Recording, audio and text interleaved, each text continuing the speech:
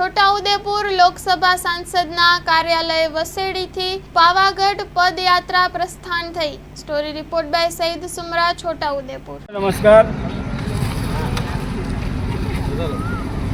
સેવા, સુશાસન અને સંકલ્પથી સિદ્ધિ એવા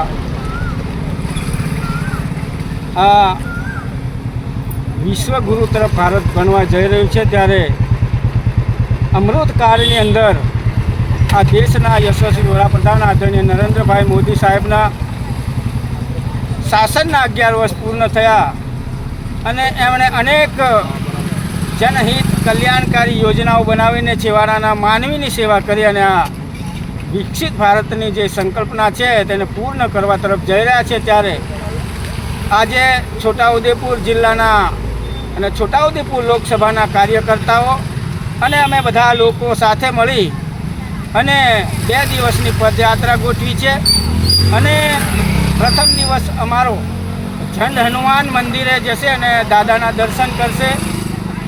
19 તારીખે આખો દિવસ અમે લોકો ઝંડ હનુમાનના જંગલોમાં વિતાવીશું અને 19 તારીખે સાંજે નીકળી અને 20 તારીખે પાવાગઢ મુકામે મહાકાલીના દર્શન કરી અને પ્રાર્થના કરીશું કે માં મહાકાલી અને હનુમાન દાદા નરેન્દ્રભાઈ મોદી સાહેબને ખૂબ શક્તિ આપે અને આ દેશને વિશ્વગુરુ તરફ લઈ જાય અને એના માટે કરીને અમે લોકોએ પ્રાર્થના અર્ચના કરવાના છે।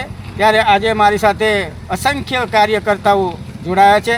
સૌને હું ખૂબ ખૂબ શુભેચ્છા પાઠવું છું અને સાથે સાથે તમામ જિલ્લાવાસીઓને, તમામ લોકસભા મત વિસ્તારમાં આવતા નાગરિકોને, મતદાર ભાઈઓને અને દેશવાસીઓને અપીલ પણ કરું છું કે આપ પણ નરેન્દ્રભાઈ મોદી સાહેબ જે હરિયાળું ભારત જોવા માગે છે એમ આપણે પણ એક પેડ માં કે નામ વાવીને, વૃક્ષ વાવીને આપણે સૌને આ ભારતને હરિયાળું બનાવીએ એવી શુભેચ્છા। વંદે માતરમ, ભારત માતા કી।